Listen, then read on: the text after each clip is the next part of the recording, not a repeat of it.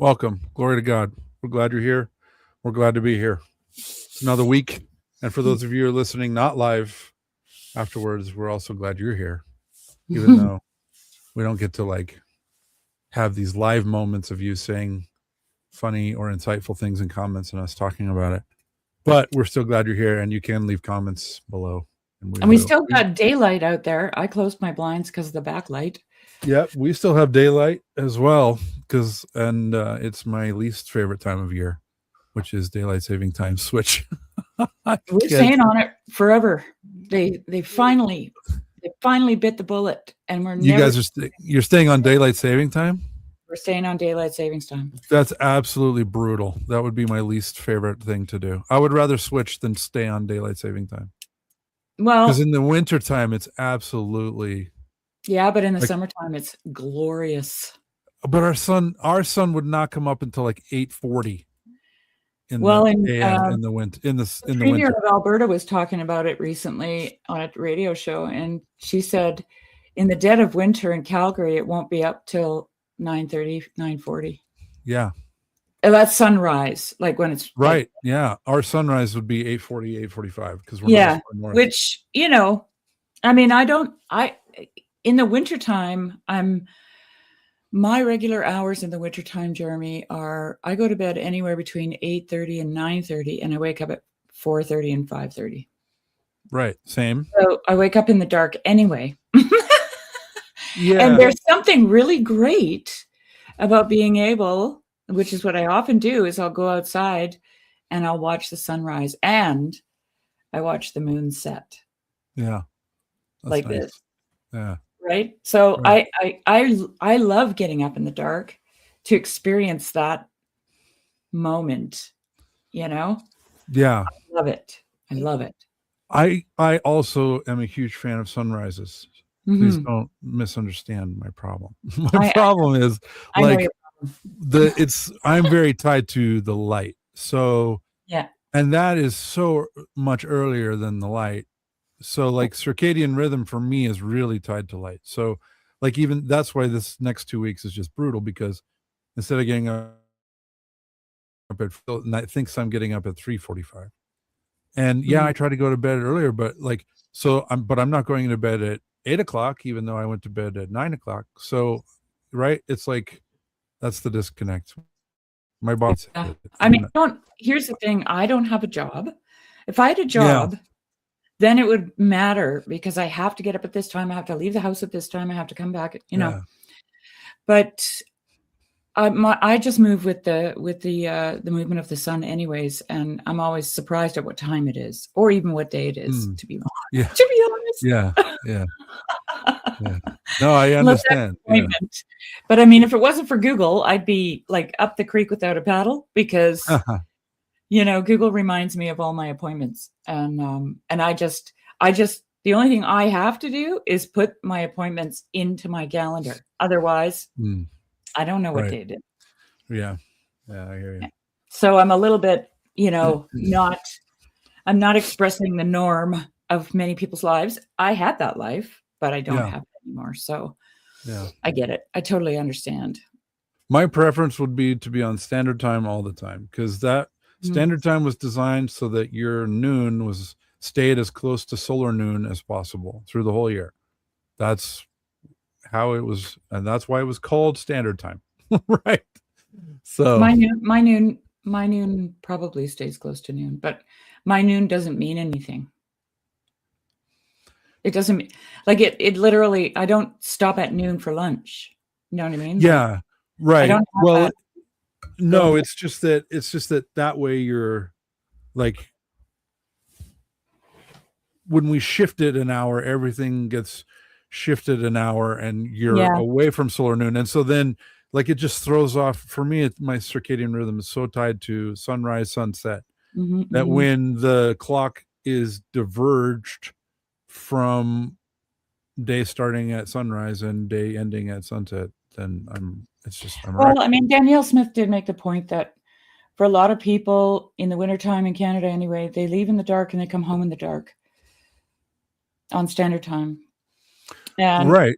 But if she said, if you shift it to daylight savings, then you leave in the dark and you come home maybe with an hour of daylight still at home. Well, yeah, I get up. Cool. It's the difference between getting up 4 hours before sunrise or 5 hours before sunrise. That's bonkers. And your body doesn't adjust to that. So I don't buy politicians' arguments. Not when it comes to my. Well, she's not having it in her province. Her province doesn't want it so far. But she was just sharing her own personal thoughts about it. Yeah. But she'll do whatever her people. She'll even separate from Canada if her people vote for that. She would rather not. Yeah. She would rather not, but she will if they vote for it. She's giving them the opportunity to vote for it. Yeah. So it's your chance of having a heart attack is about 30% higher the week after daylight saving time. People who work night shift have like a 50% higher chance of dying before the age of 65. Their life expectancy is 25 years lower than people who work day shift. This is serious stuff that we're messing with, and people just go, but fun in the evening. And it's like, it's just not that simple in my mind and in my experience. It's not. Yeah. It's because circadian rhythms don't adjust. Like people who work nights, that's why they die. It's because your circadian rhythm does not shift. It just doesn't. It's tied to sunrise and sunset, no matter what the clock says. Have you ever tried, when you're struggling with that, have you ever tried melatonin? Yeah. Taking melatonin? It's like nothing. It doesn't do anything. No. I never felt like it was anything either. I don't take it like on the regular or anything, but when my son recommended, last time I went to Europe, I really struggle with jet lag, because of my circadian rhythm. And he dosed me properly with it.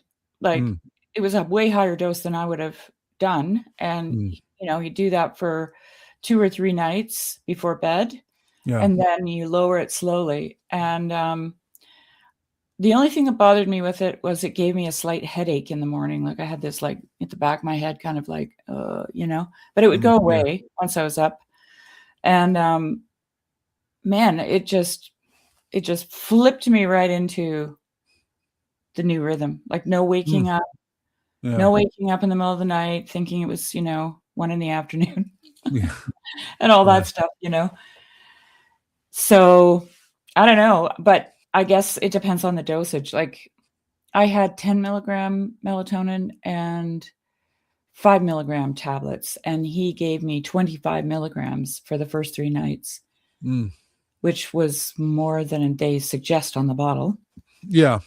And, but it's not like you can't overdose on melatonin. So yeah.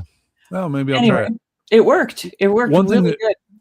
One thing that has helped is a sleep mask, so that I can fall asleep more easily in the evening. But you would have died in Telegraph Creek with 24 hours of daylight.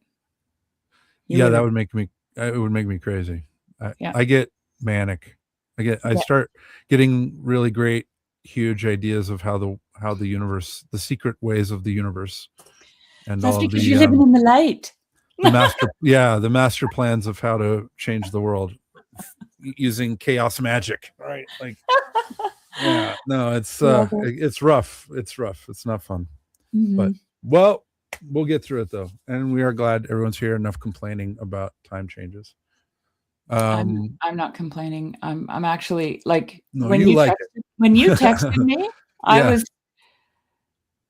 it's been a really rough week for me because my mother-in-law passed away on the 4th of March, and there's a lot of scrambling for my husband. He tried to get there before she died. She died very quickly. It was really like she got diagnosed with liver cancer, and then it just went like lickety split. She died peacefully in her sleep. She didn't really suffer, actually, which was a real blessing. Because she talked about that a lot, and that's what she wanted. But for us, it was like, does he go now? Because people were saying, oh, maybe it's going to be 6 months, in the beginning. And then it was like 2.5 weeks. And the story was that, the news headlines were changing so fast, Right. And then he got he booked his flight, and then she died. And yeah, so he arrived today in Switzerland, and he was able to just kind of slide into the funeral home before they removed her body for cremation from the airport, Yeah. So after like 14 hours of travel, actually more than that, traveling, because he left here at 9:30 in the morning, and his flight didn't leave Vancouver till 6 that night. So yeah, anyway, what was I saying? Yeah, there was just, I don't know. It was a hard week. And I just carry so much,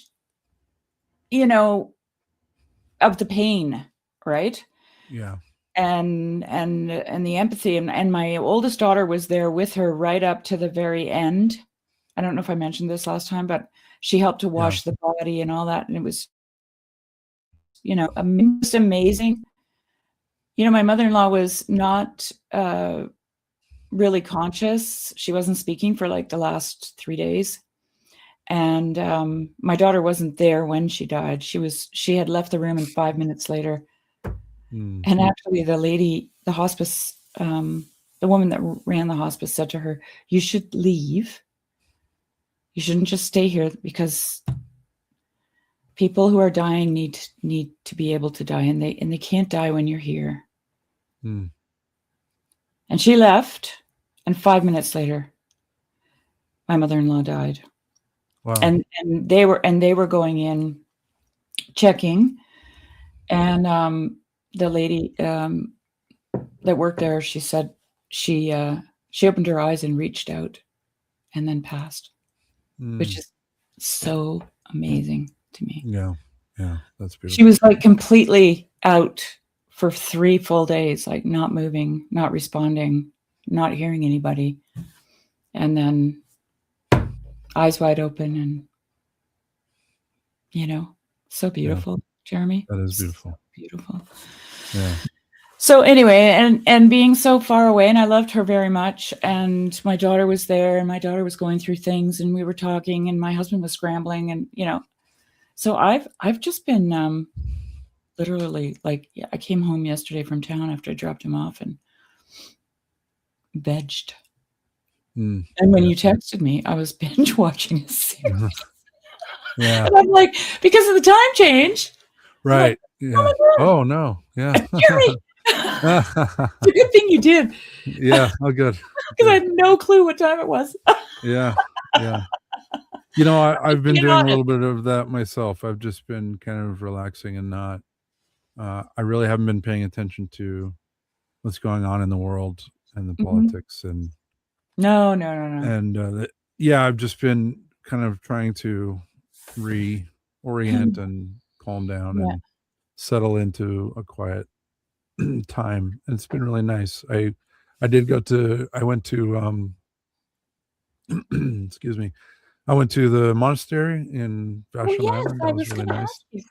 Yeah. And I'm sorry, Afriel, that I didn't get in touch with you. I was pretty tied up with my family, and I should have let you know that I wasn't available, but please forgive me for not reaching out while I was there, because I was visiting. My other sister was there as well.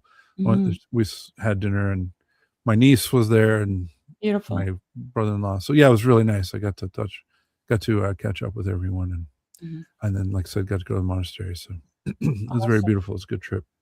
Yeah. It was very helpful. Beautiful, Jeremy. Yeah, glory to God. It was good. It was very. It's what I needed. It was very healing. It was nice. So, I guess with that, we can get on to the saints. We'll start with a couple of lesser known ones, and we'll work our way up to the more known ones. Let's do a prayer beforehand, though. Yeah. O Lord Jesus Christ, open the eyes of my heart, that I may hear your word and understand and do your will, for I am a sojourner upon the earth. Hide not your commandments from me, but open my eyes, that I may perceive the wonders of your law. Speak unto me the hidden and secret things of your wisdom. On you do I set my hope, O my God, that you shall enlighten my mind and understanding with the light of your knowledge, not only to cherish those things which are written, but to do them. For you are the enlightenment of those who lie in darkness, and from you comes every good deed and every gift. Amen. Amen. We will start with St. John Kakuli, I think is how you say it. You don't have that guy listed. You got No, Symeon, St. Gregory. I ran out of space. So yeah, that's St. funny. John. Oh, go I ahead. just want to say that his name Kakuli, it's not spelled the same, but the name of the what you would probably recognize as a wigwam, North American Indian houses, they were half in the ground and then they had sticks over top and hides and whatever. Yep. In Chilcotin is Kakuli. Yeah.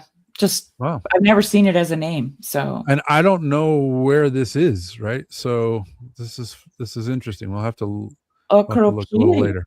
Okay, I'm looking at I'm gonna look Saint John of Kakuli, the Okropiri, also called Chrysostom. In the second half of the 10th century, King David Kuropalates founded Kakuli Monastery in the historical region of Dao at the gorge of the Kakuli River, where it joins the Tortumi River. Once famed for its holiness and academic activity, today Kakuli Monastery is a Turkish possession and has become a tourist site. There's our answer. Nevertheless, the Georgian nation continues to be illumined by its grace and the radiance of the Georgian faithful who labored there. A contemporary of King Bagrat III, St. John of Kakuli was a highly educated theologian, translator, and calligrapher. He has been called Chrysostom since he, like the beloved Archbishop of Constantinople, delivered his sermons with extraordinary eloquence. Some sources claim that St. John was first consecrated Bishop of Bolnisi and later transferred to the Kakuli diocese. It is generally agreed, however, that he left Kakuli around the year 1019 and traveled to Mount Athos with Arsen of Ninotsminda and John, I do not know that last name. One Georgian manuscript, however, suggests that St. John was not a bishop at that time, and this has baffled church historians to this day. In this manuscript, it is written, "Pray for the blessed monk John and his spiritual son John Chrysostom, who labored to write this holy book." While laboring on Mount Athos, St. John faithfully assisted St.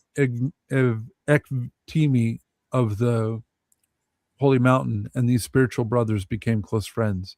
The countless good works he performed from the bishop's throne, the title Chrysostom, and the many important writings accredited to him attest to the piety, wisdom, and patriotism of St. John of Kakuli.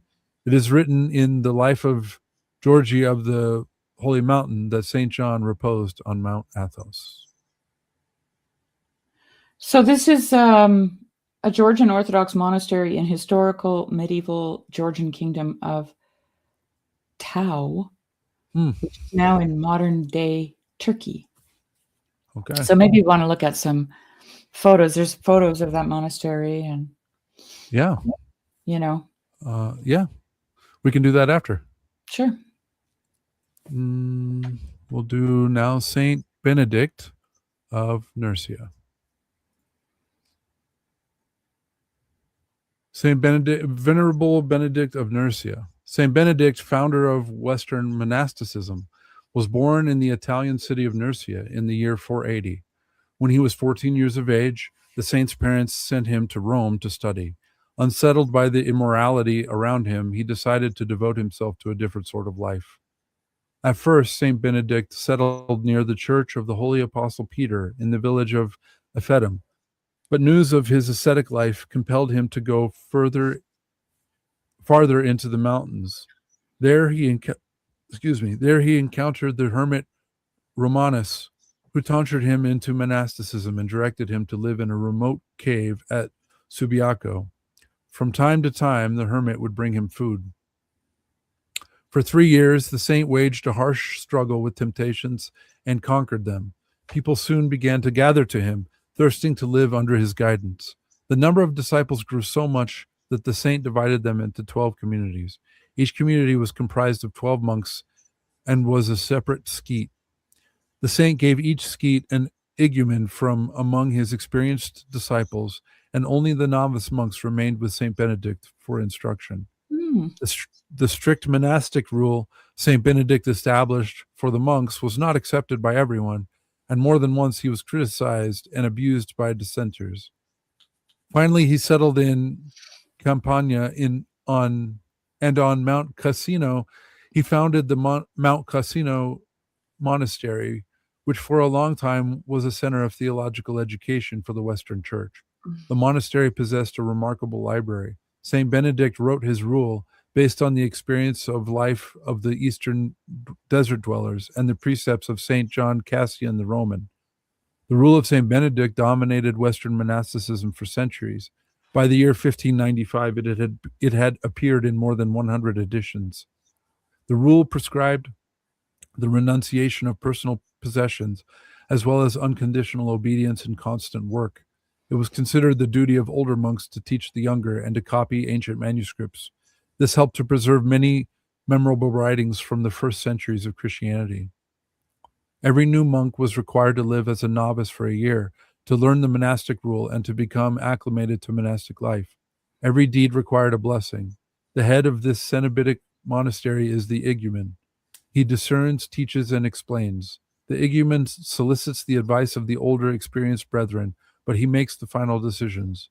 Keeping the monastic rule was strictly binding for everyone and was regarded as an important step on the way to perfection. Saint Benedict was granted by the Lord the gift of foresight and wonder-working. He healed many by his prayers. The monk foretold the day of his death in 547. The main source for his life is the second dialogue of Saint Gregory. Saint Benedict's sister, Saint Scholastica, also became famous for her strict ascetic life and was numbered among the saints. I hear so much about Saint Benedict mostly from Catholic sources. Yeah. And, yeah, because the Benedict rule is like super common in the West. Saint Benedict's rule. Yeah. Right. Yeah. But I didn't know. I just didn't know anything about him. So this is good. Yeah. Yeah, I didn't know much either. Mm-hmm. And you can find Saint Benedict's rule is really, really easy to find online. There was a thing I remember in there. If a monk is reading a prayer or reading from the Psalms, they have to get every word exactly right, or they have to immediately correct it. And if not, then they would get a beating. After. Really? After the service. Mm-hmm. That's like reading the Quran in Aramaic or in Arabic. Arabic, yeah. I heard a man once. He was it was on CBC radio when they had interesting programs like many decades ago. And he was a simple man, and he was Muslim, and he was in India somewhere, or maybe Pakistan, I don't remember. And he had devised a way for Indian speakers to be able to pronounce Arabic perfectly so that they could read the Quran perfectly, which is exactly what you just described Saint Benedict wanting, right? Yeah. Perfect pronunciation. Yeah. Apparently it's a thing like in Islam. And but anyway, he devised a way of writing so that the Indian speaker wouldn't make the same mistake on the Arabic word. I don't know exactly how it went. Yeah. But I remember I was listening to it and I was working in my garden. I had the radio on and I was working in my garden. And this man started to weep, and he was being translated by some, like you could hear him talking about it. And he wasn't a scholar either. He was just a simple guy. But he wanted these people to be able to glorify God by reading the words properly. And he started to cry because that was his sole motivation, was to glorify God. And I remember being suddenly overwhelmed and crying because this man's faith was, and his obedience and his love for God was intense. Yeah. It was intense. since. And that was kind of like a turning point for me. Like this is like 20 years ago, right? And I thought, wait a minute. Yeah. Something going on here.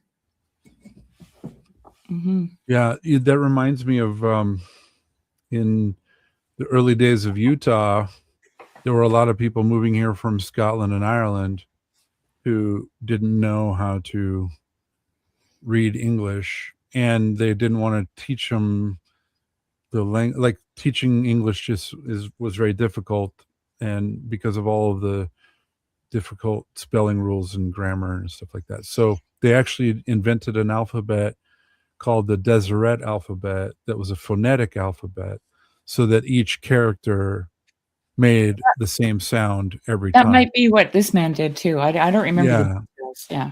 So there were like 44 letters, and each one made a specific sound every time you saw it. So when you would look at it, it looked like, to you and I, would look crazy. But if somebody read it out loud who knew how to read it, it would sound like English. Right. It's just an alternate alphabet for English, where every sound had its own symbol, which I thought was pretty clever. Yeah. Also, there were two saints. I can't remember who it was. Forgive me, but they also created the Church Slavonic alphabet and the grammar. And was it Methodius and Cyril? I think you're right. Those guys went down in my book of incredible saints. Yeah. Because they walked across Siberia for some dumb thing. Yeah. You know, like really. Yeah. And they went into Eastern Europe when it wasn't Christianized. Mm-hmm. And I think they knew Saint Herman, actually. I think it was around that similar time. Right. Maybe I'm off by 100 years, but I think I can't remember. But yeah, crazy. Yeah. Amazing stuff. Just amazing. Mm-hmm. Actually, I'll pull up the alphabet real quick before I forget about it, just so you can see what it looks like. See, I'm getting good at this saint thing, Jeremy. Yeah, better than me. I'm just kidding. I don't remember the names. It's rare that I can remember the names. Let's see. There we go. Can you see that? Yeah. So it has like the English letter, and this was the symbol that they had. And so they had like they printed Book of Mormons in this alphabet. And they printed a few books in this alphabet. And they had like some readers that they used to like teach people how to read with it. But it kind of just died out after about 50 years. It didn't stick. Interesting. Just because the need went away, you know? Yeah. People just learned the vernacular around them. Mm-hmm. So, yeah, there's another example of it. But anyway. That's cool. Yeah. Little local trivia for you. Who was responsible for that? Do they know? Yeah, I can't remember his name. I'll look at who made it. I mean, Florensky created an alphabet for an indigenous people that lived in Siberia that he met when he was in the Gulag. And it's still their usable alphabet. He learned their language. Say again, who did? I was reading, sorry. Florensky. Oh, yeah. Yeah. That's amazing. I have his biography. I haven't read it yet. So George Watt was the name of the man who developed it. Okay. Sounds like a bright guy. Yeah. That's one of my really bad jokes. Sorry.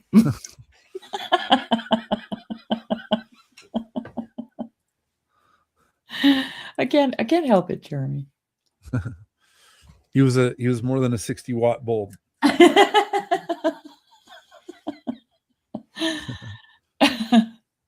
Okay, we will now go with Saint Gregory Dialogus of Rome. He should be the patron saint of the TLC. Yeah, that's funny. That's really funny. Saint Gregory Dialogus, Pope of Rome, was born in Rome around the year 540. His grandfather was Pope Felix, and his mother Sylvia, and aunts Tarsila and Emiliano were also numbered among the saints by the Roman Church. Having received a most excellent secular education, he attained high government positions. Leading a God-pleasing life, he yearned for monasticism with all his soul. After the death of his father, St. Gregory used his inheritance to establish 6 monasteries.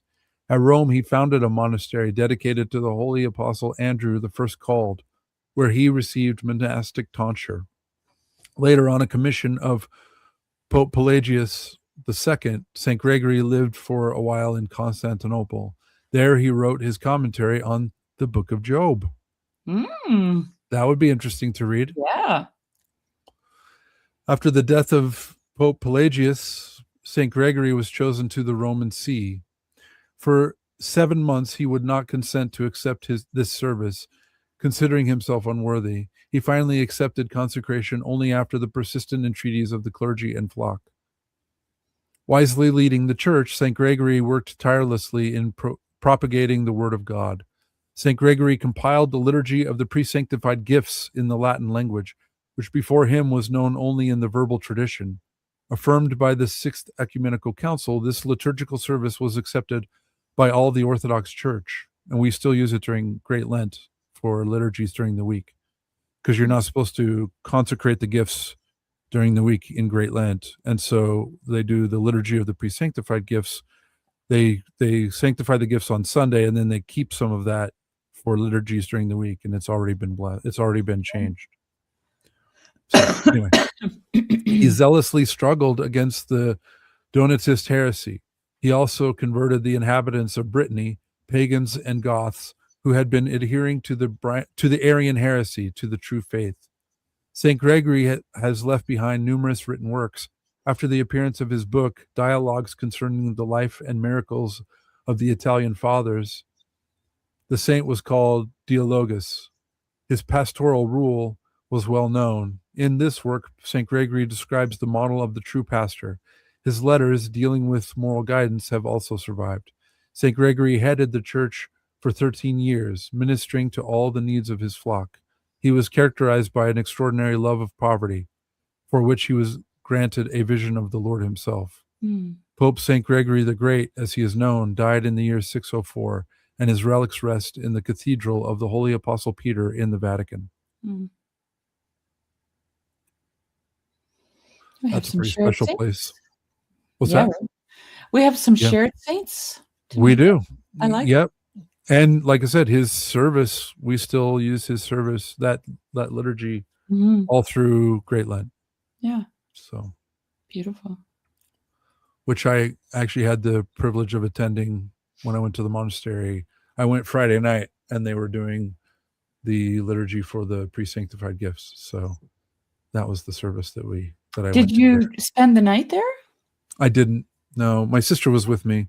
Right. So she came, and I met with Abbot Trifon, and then we kind of hung around for a little while, and then we went to it was 9th hour combined with the Divine Liturgy, and she was with me the whole time in the service. And then after service, we went over and had dinner with the monks. Nice. So it was really beautiful. Yeah, it was nice. And my sister remarked on how peaceful she felt, that evening, and then even the next day. She was just like, that was really nice. That was really special. Yeah, it is. It is. And I'm grateful that, because some people, when they come to an Orthodox service, feel very uncomfortable. And I'm glad that she was not in that category. She actually was very much at peace. So that was nice.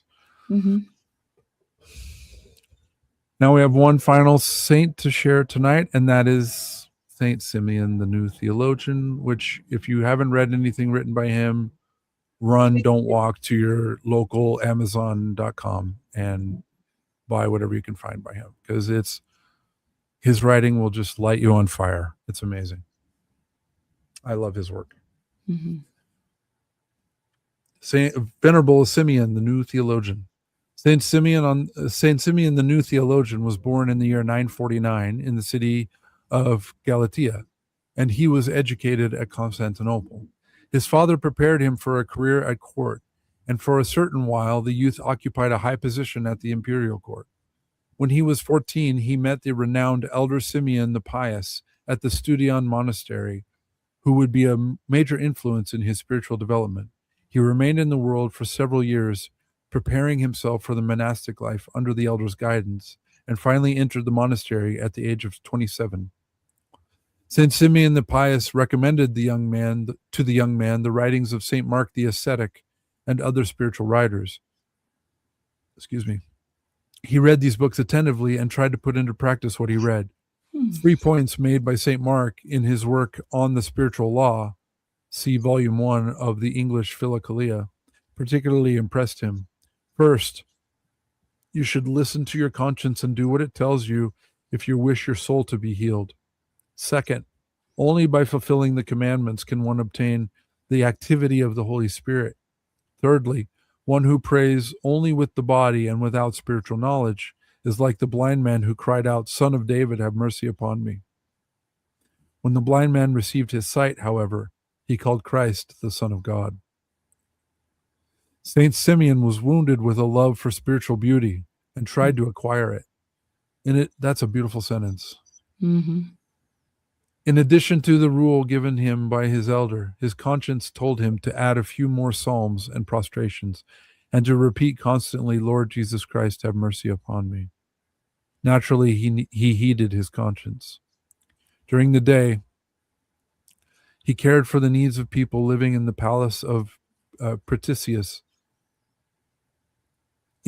At night, his prayers grew longer, and he remained praying until midnight. Once, as he was praying in this way, a most brilliant divine radiance descended upon him and filled the room. He saw nothing but light all around him, and he was not even aware of the ground beneath his feet. It seemed to him that he himself became light. Then his mind rose toward the heavens, and he saw a second light, brighter than the light which surrounded him. Then, on the edge of this second light, he seemed to see Saint Symeon the Pious, who had given him Saint Mark the Ascetic to read. 7 years after this vision, Saint Symeon entered the monastery. There he increased his fasting and vigilance and learned to renounce his own will. The enemy of our salvation stirred up the brethren of the monastery against Saint Symeon, who was indifferent to the praises or reproaches of others. Because of the increased discontent in the monastery, Saint Symeon was sent to the monastery of Saint Mamas in Constantinople. There he was tonsured into the monastic schema and increased his spiritual struggles. He attained to a high spiritual level and increased his knowledge of spiritual things through reading the Holy Fathers and the writings of the Fathers, as well as in conversation with holy elders. Around the year 980, Saint Symeon was made igumen of the monastery of Saint Mamas and continued in this office for 25 years. He repaired and restored the monastery, which had suffered from neglect, and also brought order to the life of the monks.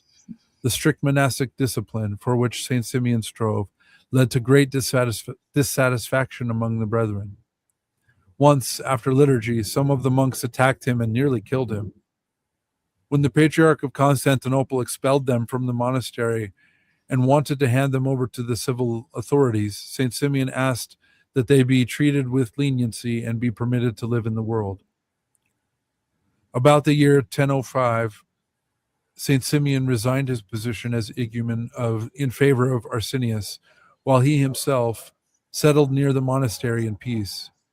There he composed his theological works, portions of which appear in the Philokalia. The chief theme of his works is the hidden activity of spiritual perfection and the struggle against the passions and sinful thoughts. He wrote instructions for monks, theological and practical chapters, a treatise on the 3 methods of prayer, which is in volume 4 of the English Philokalia, and a treatise on faith. Moreover, Saint Symeon was an outstanding church poet.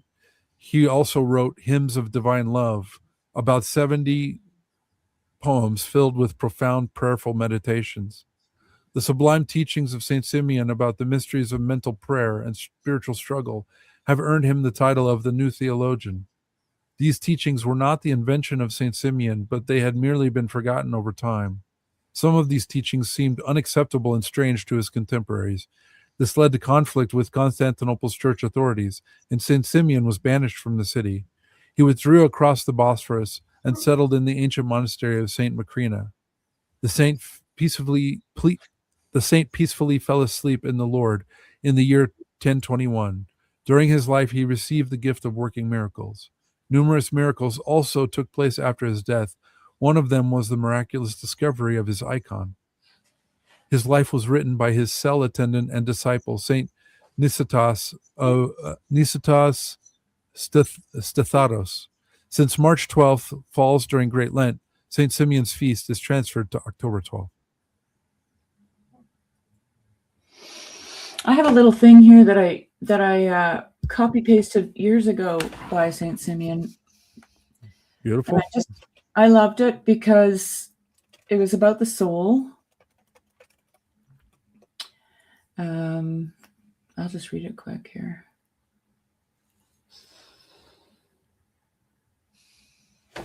Come on.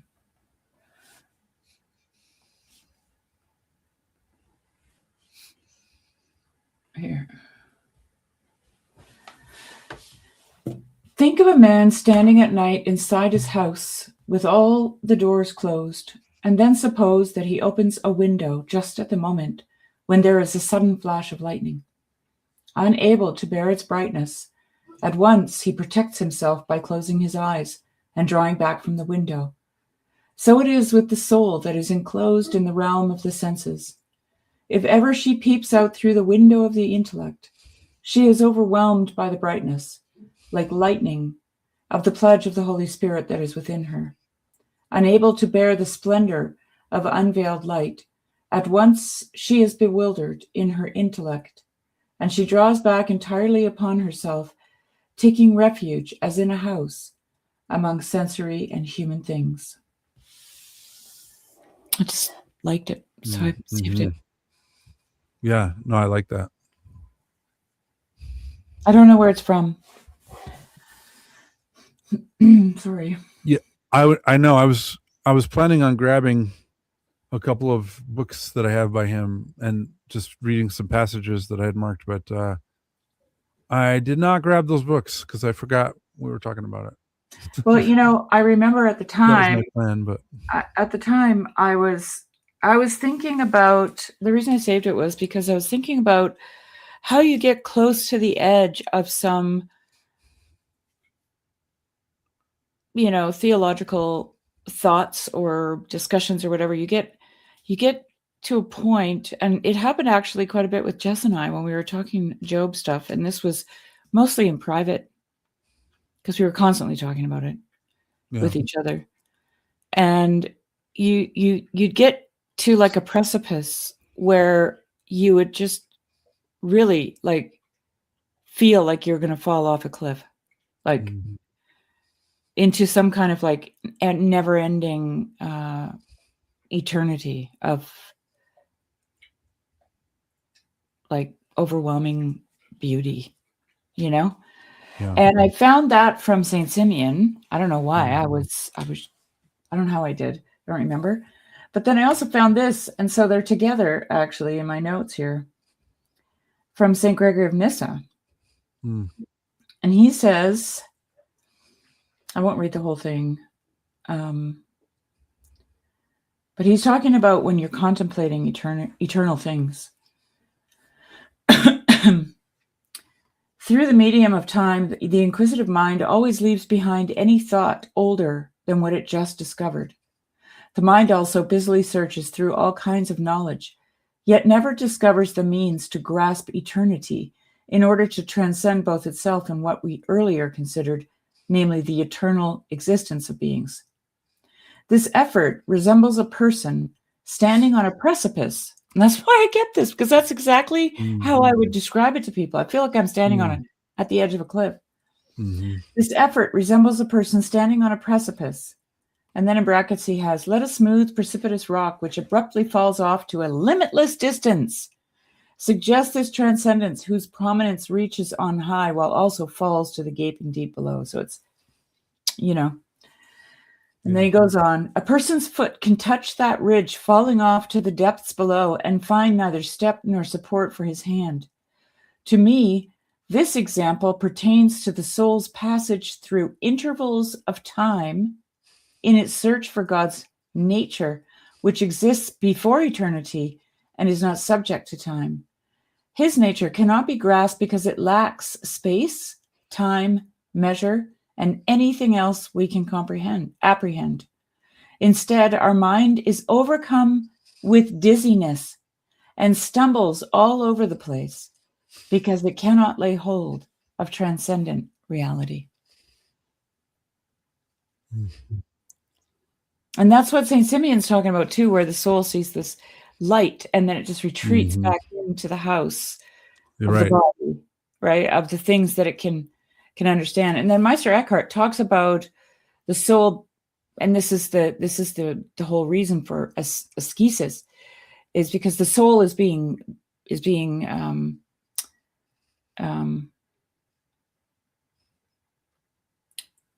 soul is perceiving the world through the senses, Meister Eckhart says, right?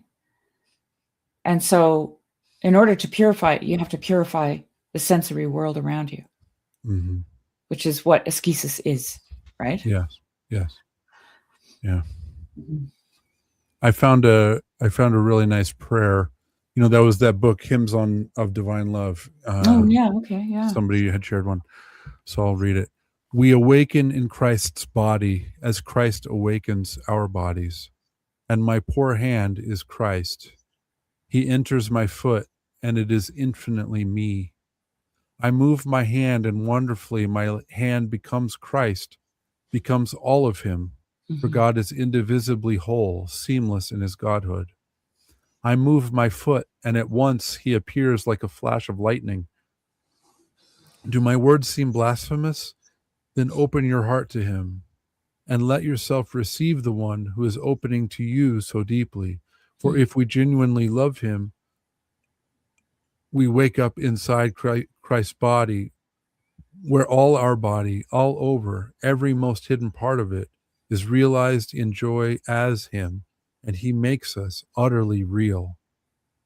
And everything that is hurt, everything that seemed to us dark, harsh, shameful, maimed, ugly, irreparably damaged, is in him transformed and recognized as whole, as lovely, and radiant in his light. He awakens as the beloved in every last part of our body.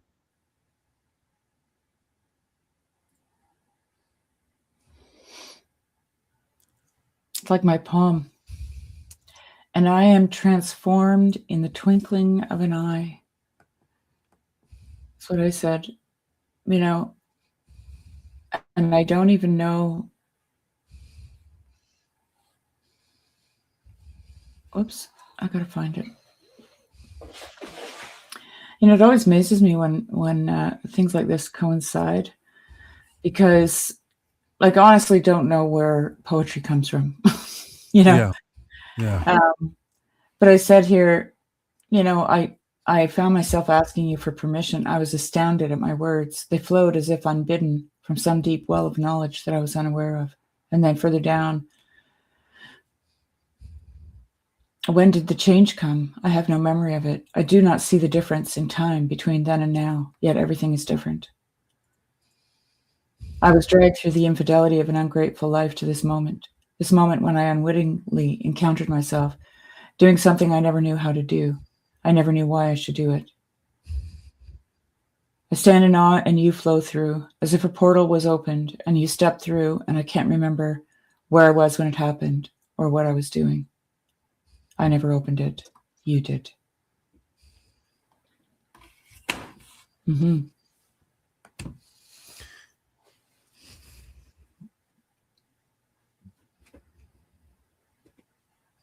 Yeah, I have found St. Symeon, the new Theologian's writing, to be really... Can you show me a copy of... I'm sorry. I just want to see a copy of that prayer book, because I'm going to have to order one. Oh, It's not. It's just someone. It's at the. I'll post the link. It's at the bottom of this page. I just found it. There were several writings in there from Saint Symeon, and Oh, look, I just posted a link and it worked. nice. I'll post For it over anybody in to Discord as join well. us. I know there's not many people here, but come on in. Oh, good. Thank you so much. Sure. Is it a link to the whole thing online? No, it was just somebody had collected like Some of it. some of his writings. Yeah, no, there's that's what I was actually looking for, was just The poetry I would like to. yeah. Let's see. So here's the stuff published by St. Vladimir's Press. Okay, great. Yeah. So these are several books that were written by him that have been translated into English. I have they have 4 books. I have the On the Mystical Life, the Ethical Discourses. Oh, it's 3 volumes actually. I have volume 1, 2, and 3 of that. So it's just, and then Divine Eros, which is Hymns of the Saint Symeon, the New Theologian. That's probably the one you're looking for. Hymns of Divine Love. Yeah, that's what you mentioned when you read the thing. Yeah. I would like to add that to my collection of poetry. Yeah. Speaking of which, I got a book. So a friend of mine, her stepmother is 92, and she is a knitwear designer. Like, she's actually really quite good at it. She's written like 3 or 4 books on techniques and patterns and things like that. And she was, I think, so my friend sent me like just a personal video that she took of her reading a poem at a gathering of people. And I typed to my friend, I'm like, what is that book? What is that called? And I ordered it, and it was months ago, and for some reason it just came in. And so it's not a Christian author, but I did want to read one out of here. So this woman is, I believe she's from Michigan. She's a lot of, maybe not Michigan, but she's American. It's called A Mind Like This. And she writes about the craziest things, she doesn't have, she's got the comfort of pickup trucks, why I hate storytellers, after effects of Bell's palsy, ode to my bladder, learning curves, Mount St. Helens, the sword, children in church, beads, just stuff, right? Stuff, everyday stuff.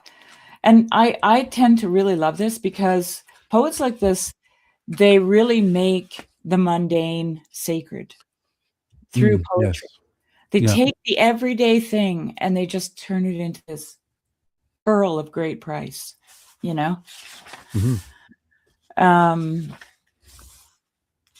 So I read a few recently, but I'm going to read one that this is the one that the lady read that I was like, okay, I got to have this book. Yeah. It's called Mariah Educates the Sensitive. In the first place, you're not allergic to wool. That lie is the bastard brat of ignorance, overheating, and vanity. You may be allergic to cats, angora rabbits, dust, mold, pollen, the sting of bees, bad dreams, the semen of Rh negative men, or if you were an axe murderer in a former existence, strawberries.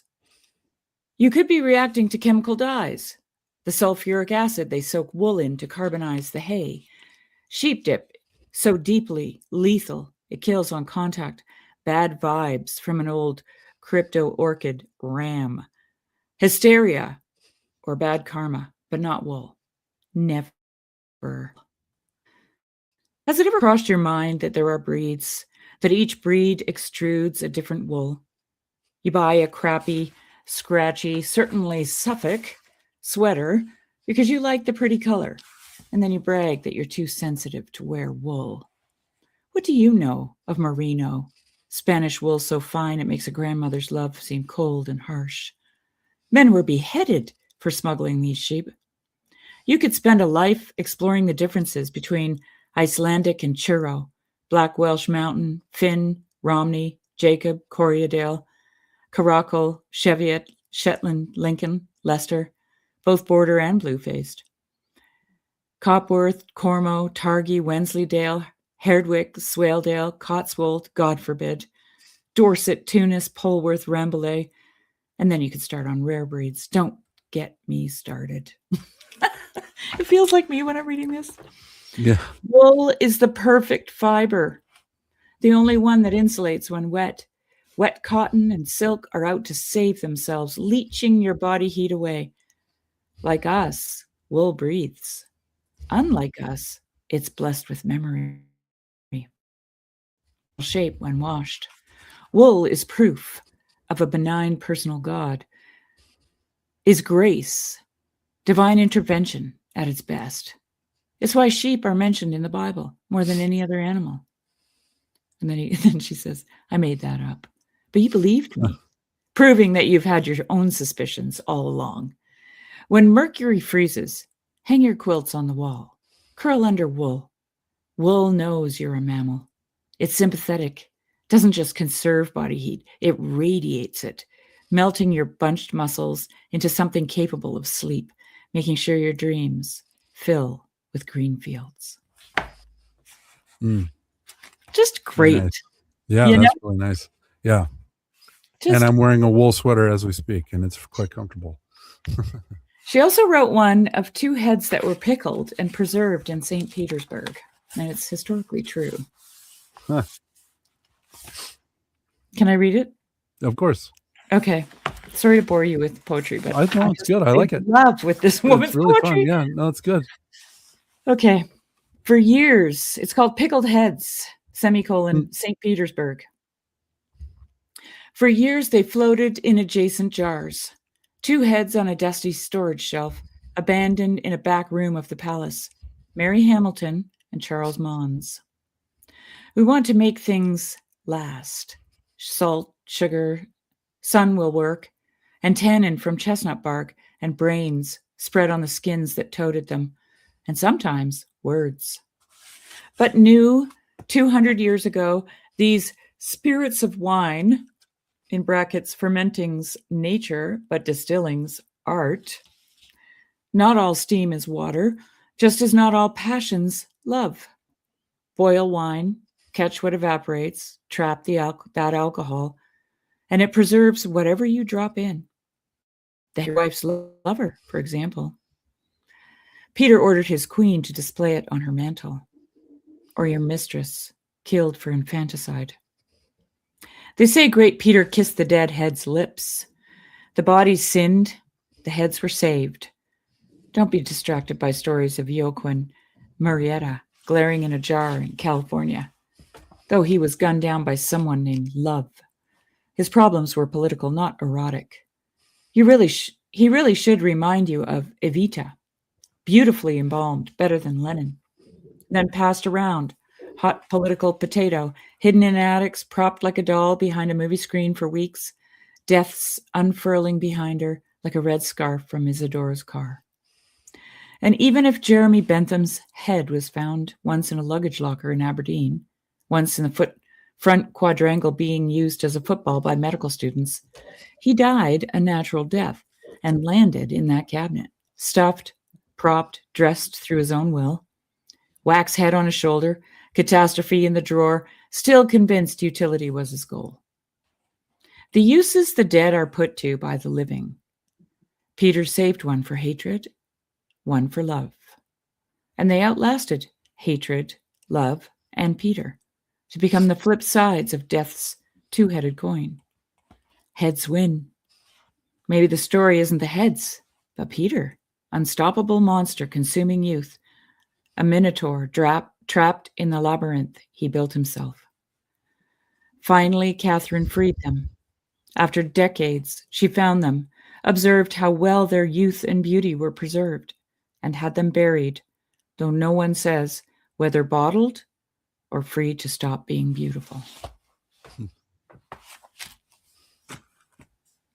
Yeah. I like that. I like that poetry. It's good stuff. It's like it rocks you from dream to reality, from love to, just the tension that we hold in the world, right? Yeah. The way things really are, Yes. And I'm just finishing up the Count of Monte Cristo. It's a new series by Masterpiece Theater. I don't think it's like going to be like many seasons or anything. It's just like a mini series, eight episodes. Yeah. And the story is just so freaking incredible, Yeah, it's great. It was as far as I understand, it was like it's the most popular book in prisons, and a lot of prisons won't even allow the prisoners to read it. It's like, oh, really? High demand, yeah.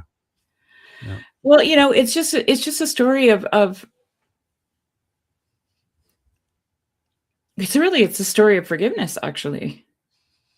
In the end, yeah, because that's really the only thing that makes anything better, Yeah. Because, and it's interesting because his prison mate that he meets up with is an abbot of a monastery. He's a spiritual man, right? And he tells him not to go that route. Don't do that. Yeah. But he does it anyway. He wants revenge, Yes. And the tension in the whole story is that he kind of deserves revenge. Right. Right.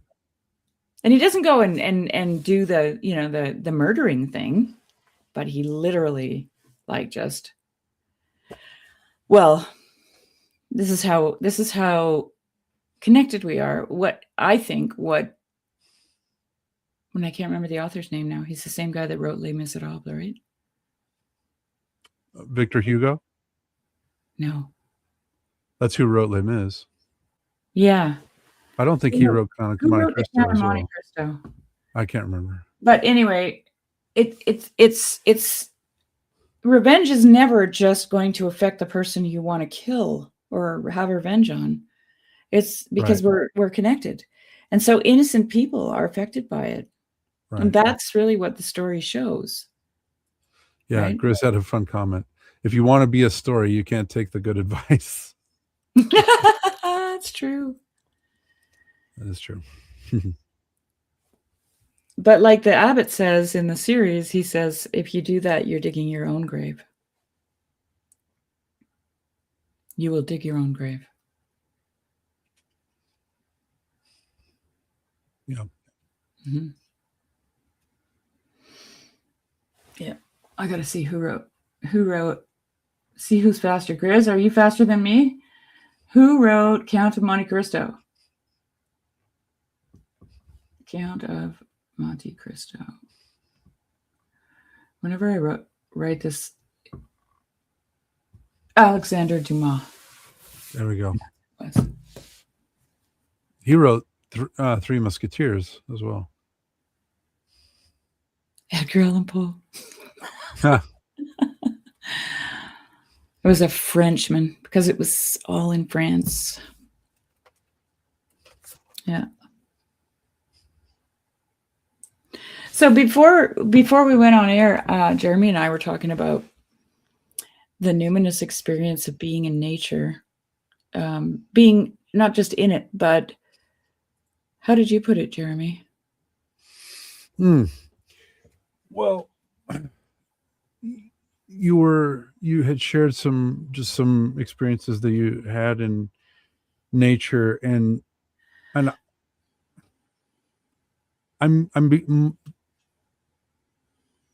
I sound like a bumbling idiot, but Bumble away. more and more recently,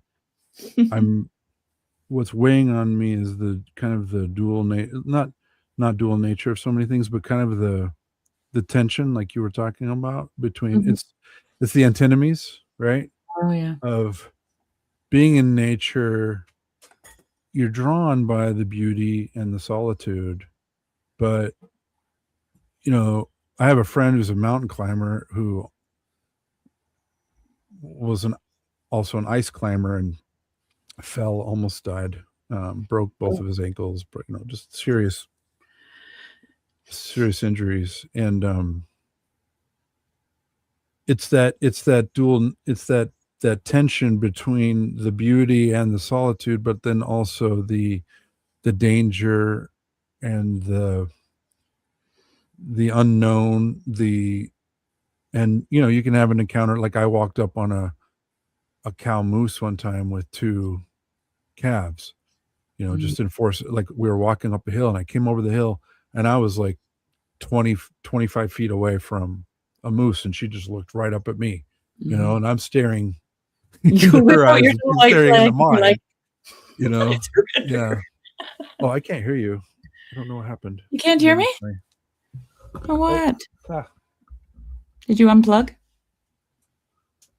My headphones came unplugged. Sorry.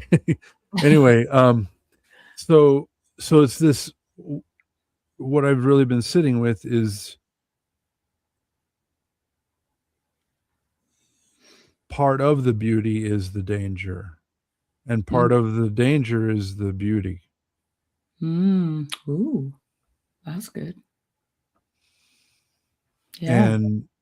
And you can have these encounters. I like the way that Martin Shaw put it. He said that, which, by the way, I'm reading his book, Liturgies of the Wild, and it's fantastic. Oh, okay. Really loving it. It's very beautiful. And it wasn't in that book. I just heard him say it in an interview one time where he said, I've spent enough time in the forest that I've run into things that I knew were there, but you don't make eye contact and you just kind of tip your hat and keep walking.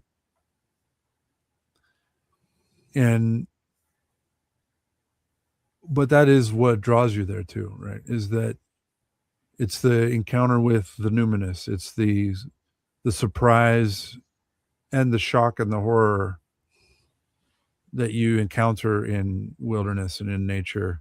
Mm-hmm. That is the appeal, right? Like that is the draw. It's not like you're going to try to find a car accident or something. It's not like maudlin that like you're drawn to the macabre. It's more like I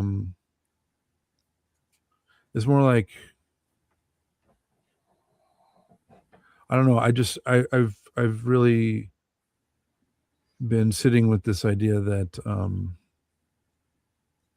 when you're quiet, and it's like that encounter that Saint Symeon, the new theologian, talked about, where you're sitting there and you open the window and there's lightning at the same time, and you really just can't even put it. I mean, it's beautiful that he can put those things into words. Oh yeah. And that he can capture that, and even that is still just it's like a smear of crayon on a wall compared to the experience, right? Like it's Oh yeah. and I love this. I guess it also came out in my conversation with I have a tree fund where I was very bitter toward women and femininity for most of my life, and because it was irrational at times and mysterious at times, um and it had burned me many times. And but through orthodoxy, and I didn't even really know what true femininity was, really, through orthodoxy and through being a father and a husband, I have been healed of much of that bitterness because I learned to embrace and enjoy the irrationality. And because with that irrationality comes this overflowing of life, right? Like women naturally are overflowing with life and they don't even understand themselves. So what makes me think I'm going to understand them, right? Like that's not the point. That was my mistake, is that I was trying to understand women. And when I let go of that and learn to embrace the beauty of mystery and the beauty of uncertainty and the beauty of irrationality, I was able to really deeply fall in love with my wife and also just deeply love the women in my life, my daughters, my sisters, my mother, my stepmother. And it is that encounter with the holy that is also what you encounter in the wilderness, right? You encounter holy things, and sometimes you encounter unholy things in the wilderness, right? I think that's what Martin Shaw was talking about at night, right? Like that too can be very sobering, but it is the encounter that with the numinous, with the large, with the the barely apprehendable beauty in nature that to me is very similar to opening up to femininity and to embracing the danger and the beauty, right? So anyway, that's kind of my meditations for this weekend. Well, that's interesting. Our conversation kind of brought it out of me. I mean, you talk about femininity as both dangerous and beautiful. Yeah. And I can say for many women, both of those things are top of mind, because a lot of women are afraid of their beauty because of the danger it poses to them. Yes. There's a reason that most fundamentalist religions cover their women. There's real danger when it comes to beauty. And a lot of women are afraid of their own beauty, and it doesn't have to be just physical beauty. It's just whatever, it's like George MacDonald says, a man can know and not know that he knows. And virtue can flow out of him and he's not even aware of it. A human, let's say, a human, right? Yeah, and the world is, as my prime minister likes to say, a deeply dangerous and divided world. He says it with every introductory sentence. It's like, just keep hammering that wedge in there, Yeah, right. Exactly. But there are people out there that you don't know what experiences they've had in their lives and what your personality or your personhood or your, for some women, their beauty or their whatever, what threat that poses to other people. It does. Yes. Yeah. Yeah. Teilhard de Chardin has a thing that he wrote about the eternal feminine. And there's a portion of it that says that if it hadn't been for Christ, and it's in the voice of the eternal feminine, and she says, if it hadn't been for Christ, men would have put me in the camp of evil forever. Yeah. Yeah. Yeah. But, I understand. Yeah. Yeah. So back to nature here. Mary Oliver wrote a little poem. It says, there are moments when the veil seems almost to lift, and we understand what the earth is meant to mean to us. The trees in their docility, the hills in their vines in their wild, sweet vitality. Then the word is within us, and the book is put away.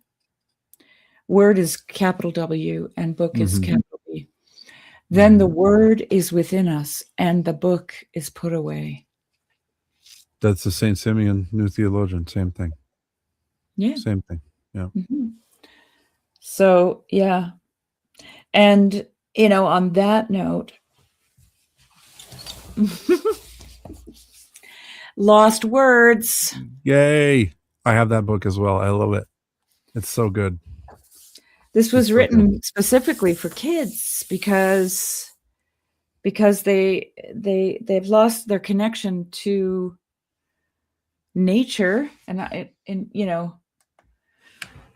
that word is a little bit denigrated, so I would just put it, they've lost their connection to the divine feminine, they've lost their connection to the cosmos, they've lost their connection to the Theotokos, they've lost their connection to the womb, to the church, to the Mhm. and so he wrote this because he wants children to know, and this is very much in line with what George MacDonald talks about. Language comes from nature. I'll just read you the opening 2 paragraphs. Once upon a time, words began to vanish from the language of children. They disappeared so quietly that at first almost no one noticed, fading away like water on stone. The words were those that children used to name the natural world around them. Acorn, adder, bluebell, bramble, conker, gone. Fern, heather, kingfisher, otter, raven, willow, wren, all of them gone. The words were becoming lost, no longer vivid in children's voices, no longer alive in their stories. You hold in your hands a spell book for conjuring back those words. To read it, you will need to seek, find, and speak. That's what you do in nature. It deals in things that are missing and things that are hidden, in absences and in appearances. It is told in gold, the gold of the goldfinch that flits through the pages in charms. And it holds not poems, but spells of many kinds that might just, by the old strong magic of being spoken aloud, unfold dreams and songs and summon lost words back into the mouth and the mind's eye. And, I'm not going to read anything in the book, but, this is what Martin Shaw's doing. Yeah. That's exactly what he's doing. Yeah. That's what Liturgies of the Wild is. It's him reinvigorating the old myths and bringing them new life and reconnecting us to them. Well, giving us back our language. Yes. Because language is first metaphorical, right? And it's interesting because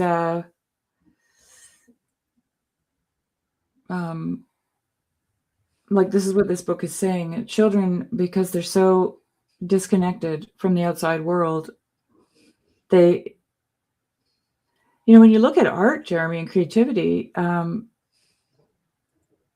it's sterile, it's stunted, it's stuttering, it's stammering, it's because it's disconnected. It's disconnected from, and when your vocabulary doesn't consist of fern, heather, goldfinch, like you don't have anything to build language with. Mm-hmm. And I mean that. You don't.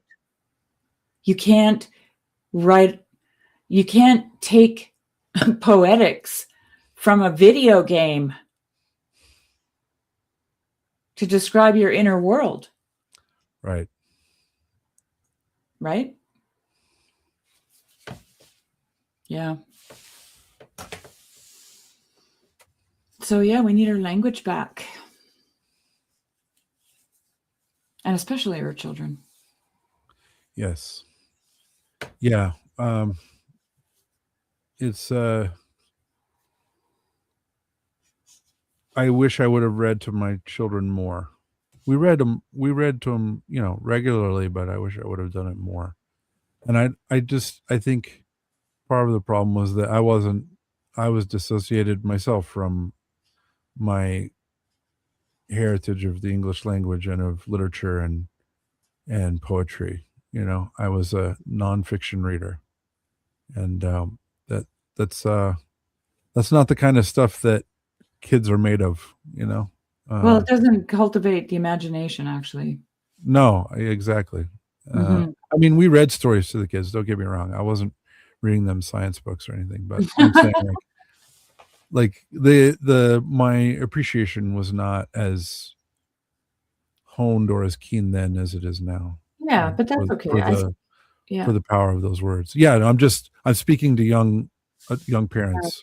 Yeah, totally. Read your kids a lot. Like, well, this is Joe's whole thing, right, with his fairy tales and everything.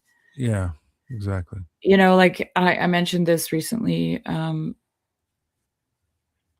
I don't know where it was I mentioned it, but Martin Shaw said to me in that conversation we had, he said, Christianity needs to realize it's living, that it's a dream. That's what he said.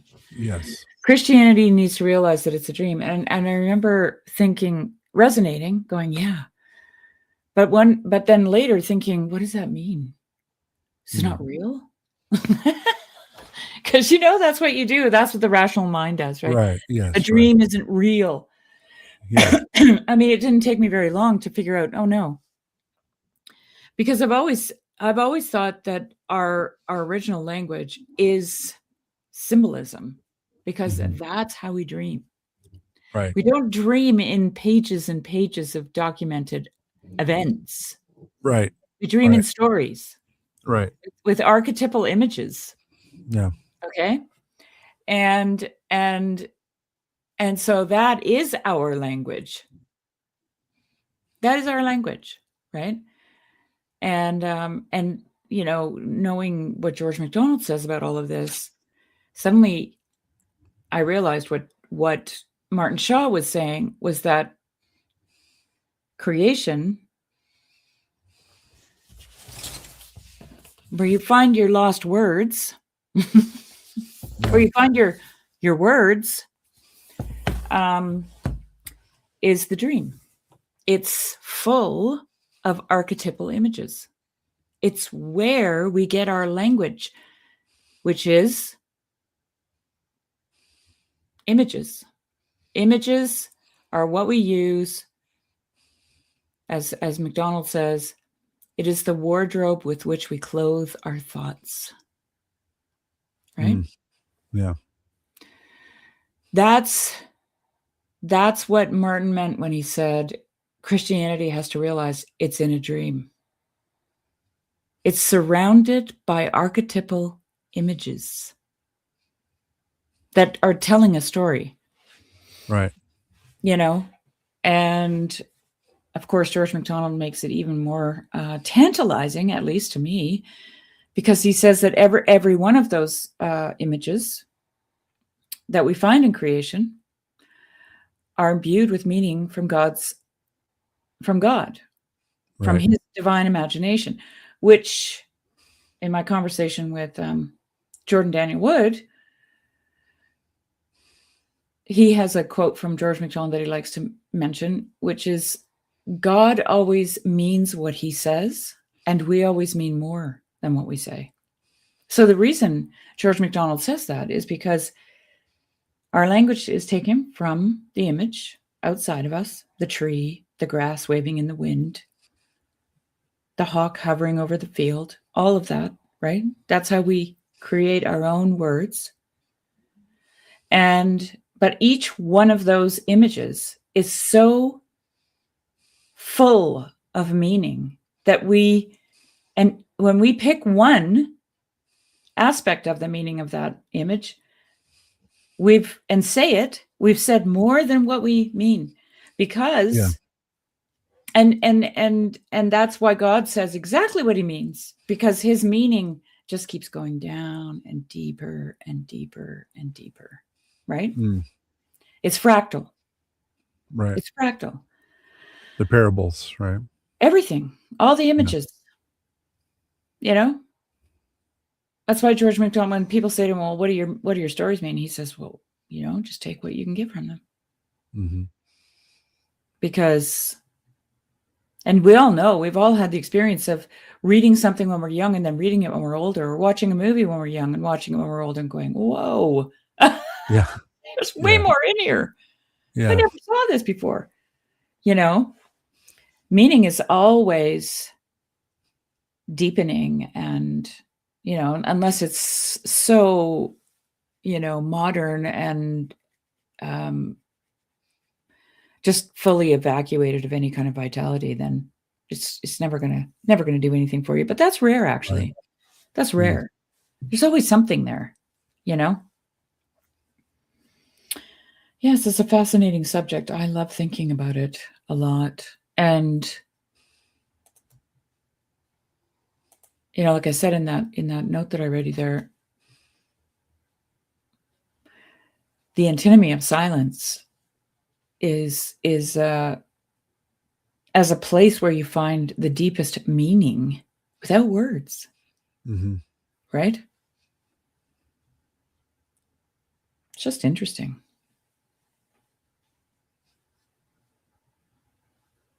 Yes. Yeah, and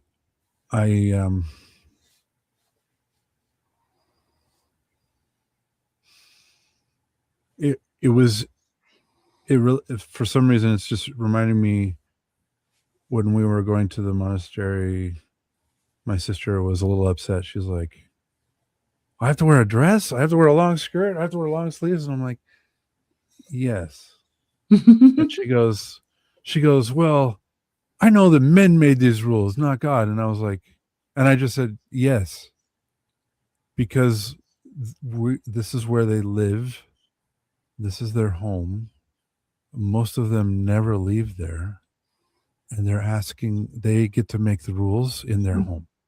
Mm-hmm. And we are visiting and we are guests. And so they're asking us to follow a few rules that they set. They made them. You're right. And she was like, well, and I said, but I think it's pretty reasonable to set the terms of how someone could come visit you, just the same as you do in your home. And she was like, yeah, I guess I didn't think about it like that. I was like, but she has so much religious trauma. Mm-hmm. I get it. That she was, that some of that was kind of coming out, but once we got there, she settled right in, when she saw, I don't know, you walk onto the monastery grounds and everything changes, right? So, she was much more at home once we were actually there, which is kind of non-intuitive, but it was, it was just interesting to see her have, that reaction, that initial reaction was completely transformed through her encounter. And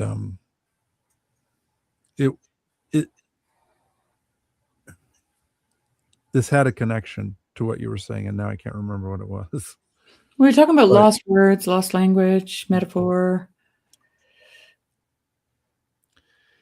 Yeah, I think it was, and it's also to me related to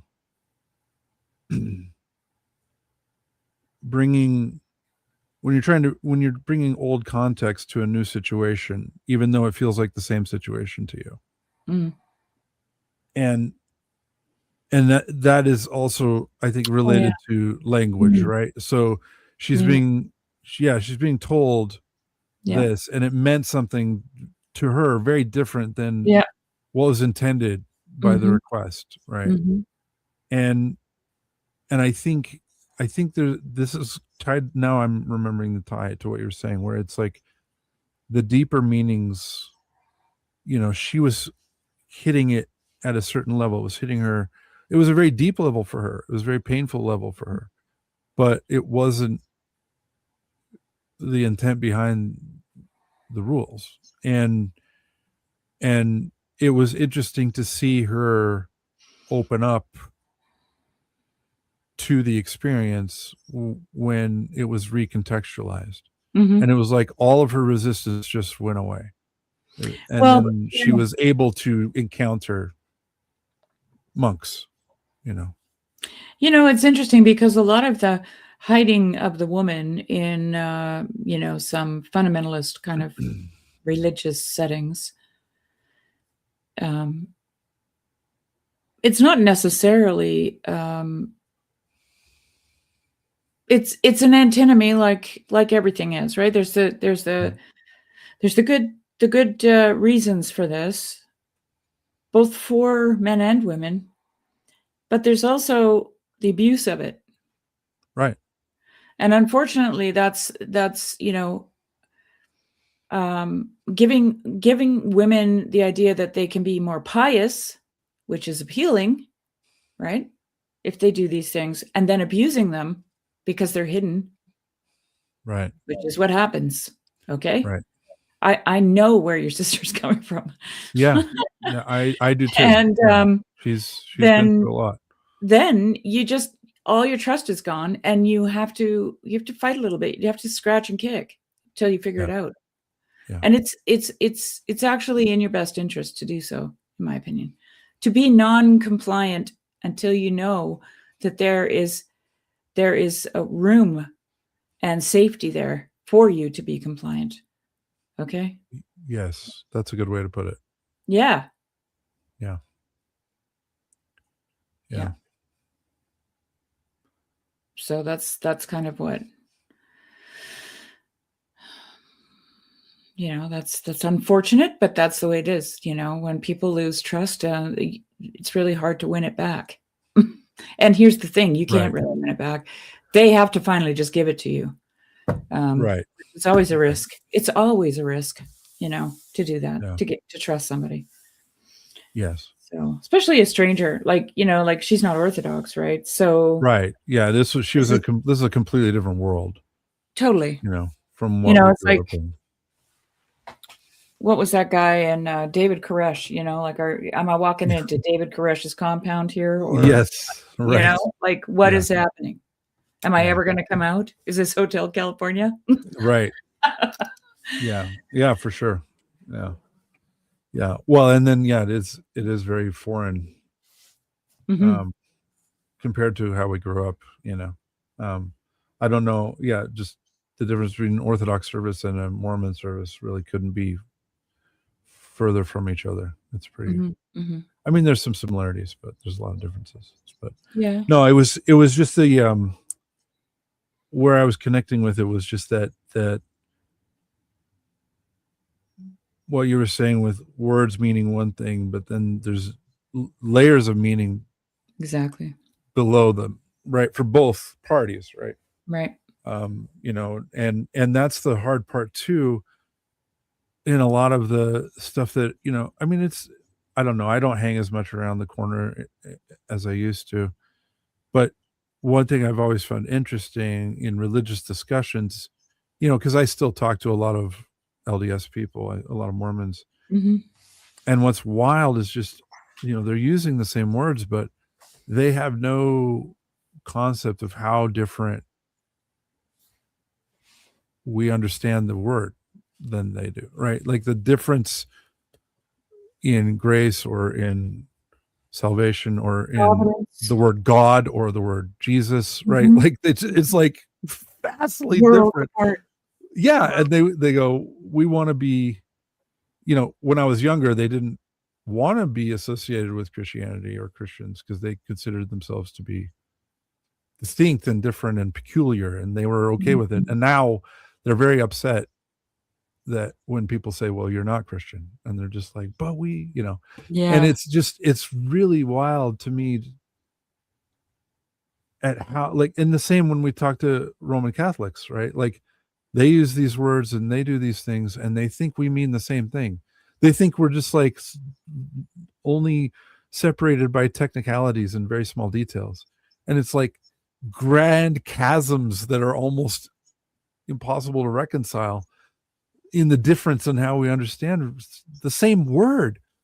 This is what I'm tying back to, where it's just like,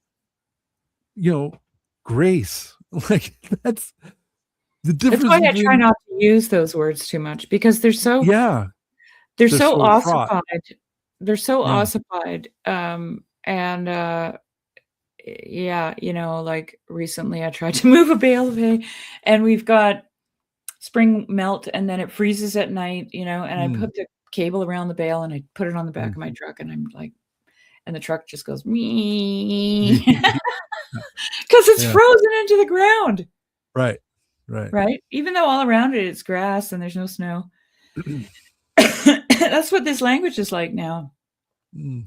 And I think the only way you can win it back is exactly how Robert McFarlane is doing it. And I'll just give you an example. He does it like this. Right. Find the word, but you got to follow the living thing to find the word, because that's where it came from. Right?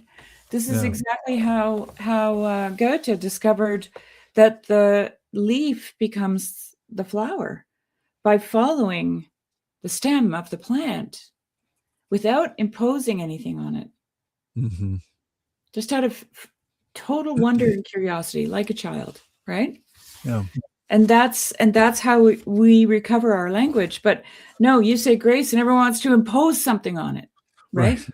Yeah. And I know that, I just know as soon as there's a conversation going on in the corner, like with more than two people, it's just going to take a long, long time, because, you got a Unitarian and you got a Catholic and you've got an atheist and you've got a Baptist and you've got an Orthodox guy, and they're talking about grace. Okay, let's just stick with that word. And I just want to scream, you guys better define grace before you go any further. And they start arguing about it because they're working on their own definitions. Right. Without even making them explicit, just assuming it means the same thing to everyone. And it doesn't. Yes. Right. And so, like, I remember before the corner was on the internet, on the YouTube, it was on Discord voice chats. And I would sit there, usually, cleaning onion skins or making huge batches of bread or whatever the case might be. I had hours of, what do you call that? Busy time, right? With my hands. And I'd just plug into the voice chat and listen. And it was word definition after word definition after word definition after word definition. Yeah. And I remember thinking, this is so interesting, because honestly, nobody really knows what anyone is talking about until they define it. Right. And it goes right, for me, it goes right back to George MacDonald saying, God always says what he means, and we always mean more than what God always means what he says, and we mean more than what we say. Okay? Yeah. There's a million different definitions for the images, the archetypal images with where we derive our language from, okay? And out there, and this has just become so crystal clear to me that we actually don't know what the other person means.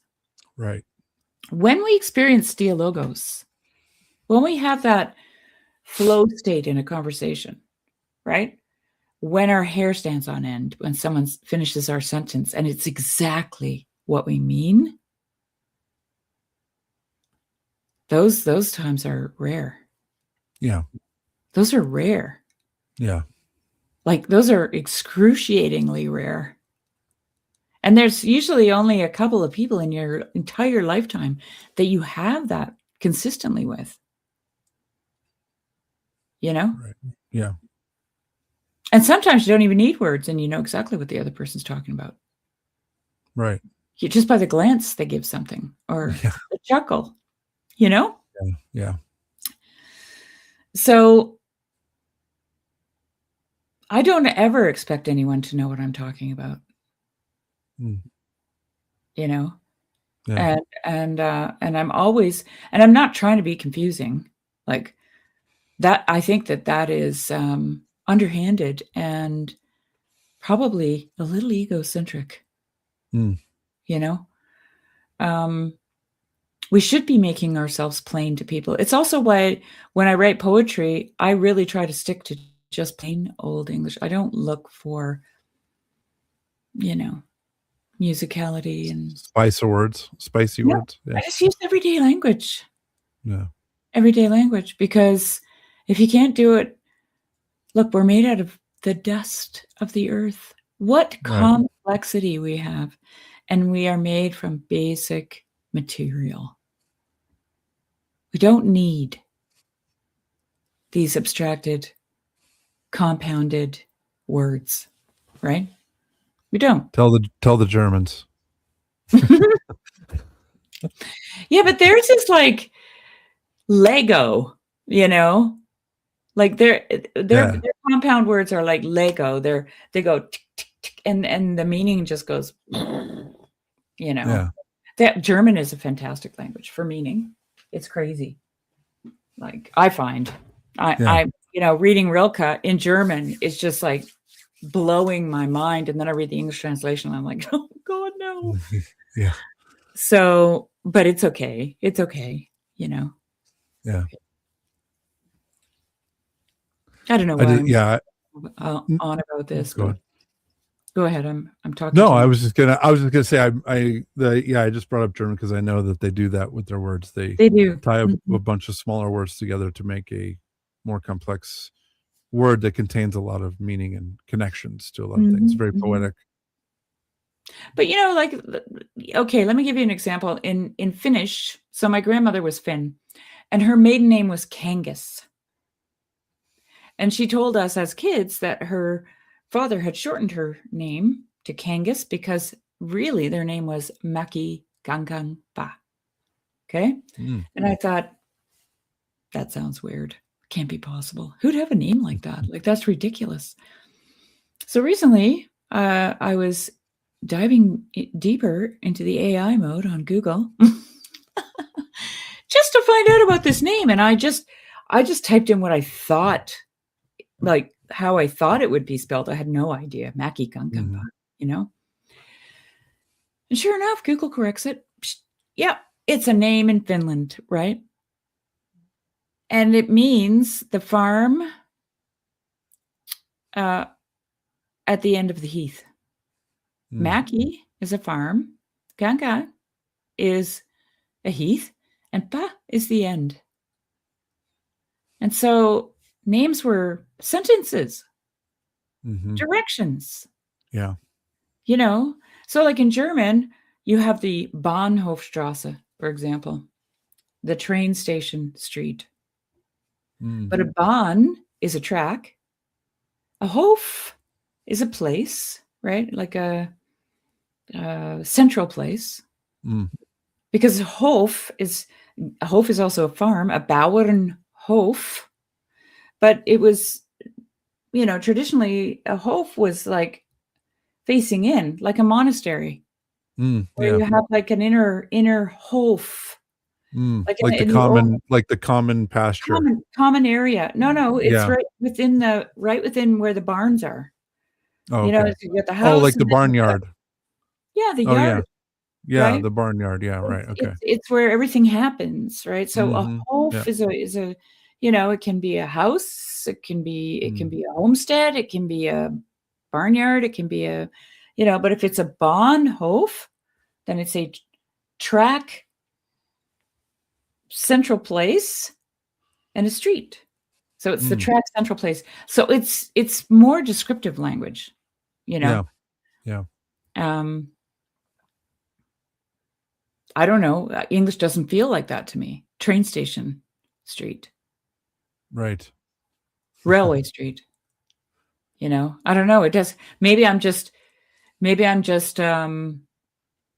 cool to it. Like I just don't hear it in the same.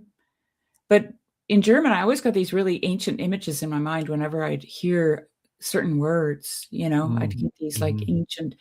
Like one of my favorites is Feuerzeug, which is a lighter. Right? But it means fire thing. Yeah. So, it's like the flint, right. know? Yeah. And a bunch of Neanderthals. How's Right. the parsing? Yeah. That's fun. Yeah, that's So fun. anyway, that's, but being both of us lovers of words, Jeremy, Yes. it's really, really fascinating to me. And I've told you before that I've always thought of the story of Saint Christopher, the dog-headed man. And I still haven't talked to Jonathan Pajot about this, but I'm going to one of these days. Good. As Saint Christopher is a chimera. He's a conglomeration of things that don't belong to each other. Right. Which is what a metaphor is. Yes. Okay? And he carries meaning across, which is what metaphor means, to carry across. He carries the word. He carries the word on his shoulder. Yeah, yes. He carries the word, which is also the world. And it gets heavier. On his shoulder. Yes. It gets heavier because it contains more and more meaning. Right? Like, I don't think we realize how much of all of this that we're in is us contending with language. Yeah. It's why George MacDonald starts with language. It's why Owen Barfield talks about language. It's why Wittgenstein was totally perplexed by language. The more he went into it, it's kind of like Gregory of Nyssa, the more he found himself on the edge of a cliff. And I actually have a Wittgenstein quote on that. I have to read you this because it's exactly this. And it was also around while you look for it, I heard an Orthodox abbot of a monastery. He one time said, when you finally have an encounter with God, you will find that all ideas, concepts, and words that you have about God are idols. Mm-hmm. It's why I feel okay with asking Christ in my icon corner, who are you? I think that is the most honest thing I can do. It is really the question I have. And anything else that I say is me imposing something onto Christ. Mm-hmm. Yeah. And not doing what Goethe did, finding the miracle by not imposing anything onto the plant. Mm-hmm. Right? So here's a couple of Wittgenstein quotes, I think. Okay. An honest religious thinker is like a tightrope walker. He almost looks as though he were walking on nothing but air. His support is the slenderest imaginable, and yet it really is possible to walk on it. That's one. That's really nice. Yeah. And then this one is really good. It's a little bit longer, but it's really good. What inclines even me to believe in Christ's resurrection? It is as though I play with the thought. If he did not rise from the dead, then he decomposed in the grave like any other man. He is dead and decomposed. In that case, he is a teacher like any other and can no longer help. And once more, we are orphaned and alone. So we have to content ourselves with wisdom and speculation. We are in a sort of hell where we can do nothing but dream, roofed in, as it were, and cut off from heaven. But if I am to be really saved, what I need is certainty, not wisdom, dreams, or speculation. And this certainty is faith. And faith is faith in what is needed by my heart, my soul, not my speculative intelligence. For it is my soul with its passions, as it were, with its flesh and blood, that has to be saved, not my mind. Perhaps we can say, only love can believe the resurrection. What combats doubt is, as it were, redemption. Holding fast to this must be holding fast to that belief. So what that means is, first you must be redeemed and hold on to your redemption. Keep hold of your redemption. Then you will see that you are holding fast to this belief. So this can come about only if you no longer rest your weight on the earth, but suspend yourself from heaven. then everything will be different, and it will be no wonder if you can do things that you cannot do now. A man who is suspended looks the same as one who is standing, but the interplay of forces within him is nevertheless quite different, so that he can act quite differently than a standing man. That's exactly what happened to Saint Symeon. Yep. Yep. A man who is suspended looks the same as one who is standing, but the interplay of forces within him is nevertheless quite different, so that he can act quite differently than can a standing man. And there was this one chapter in Florensky that I was reading, and it was about antinomy, actually, and the tension that you have to put yourself in. And I thought, this thought came just zooming in like an arrow. Oh, I know why Wittgenstein went and gardened. He didn't give up. That's exactly what we're supposed to be doing. Right. That's what Mary said to Christ. Are you the gardener? Yeah. Tending. Right? I was like, and then D Dodd is in my class. I don't think you met her. She was at Southeastuary, but she's kind of been a commenter in the corner for many years. And we've struck up a friendship, and she was at Southeastuary, but she's in the class and she goes, oh my God, I love that. I'm going to think of that every time I'm gardening. Yeah. Anyways, I'm talking way too much, Jeremy, as you can tell. 24 hours just with those guys. Oh, wow. Everything there. I get it. No, it's all good. I get it. It's all I good. got all kinds of thoughts. I'll be quiet. No. I like it a lot. It's been fun to explore these ideas with you, and to share this language and these experiences that these poets have had, and our own little tastes of it. And I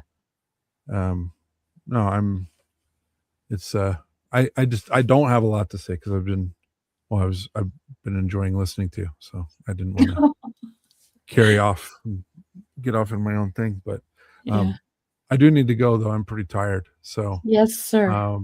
Yes, sir. But I've been very grateful for the show and for the time, and for those of you who joined us live, those of you who will hear this later, we're grateful for your attention, for your time. We hope that you enjoy these explorations with us. We definitely enjoy sharing the lives of the saints with you, and just as kind of like confirmation of life, could some of you leave a comment? Yes. Please. Like, it's like, is there anybody out there? I know, between Sherry and I, we tried to reply to all the comments. Yeah, we do. Yeah, I really love hearing any of them, even if they're like arguing with me. I need to push back. That's good. Yes. Yeah. And my priest said something really nice. He was in a video today. He said, I hope I'm not the only voice of a priest in this conversation, and God forbid that I'm trying to speak, that my voice is the only voice. He's like, because I will definitely be getting some of the aspects of what I'm going to say wrong. So please join your voice in with my voice, and let's, come to some kind of consensus. Yeah, exactly. So I thought that was a really nice way of kind of articulating that idea, right? That we welcome your discontent. And we welcome your disagreements or your agreements. So God bless you, Joy. Yeah. Thanks for joining us. God bless you, Grizz. Thanks for joining us. Yeah. And anybody else out there? Anyone else? We don't. Yes. The secret admirers. You know who you are. No, we don't know who you are, but we're glad you're here. We don't know. So confirmation of life. Just a little comment. Yeah, say hello to us. We'd love to see you. We'd love to hear from you. Mm-hmm. And we don't even have to see your face. You can be anonymous. It's all good. Mm-hmm. Yeah. So, anyway, thank you all. God bless you. Have a good night. And God willing, we'll see you next week. Yes, sir. Good night, all.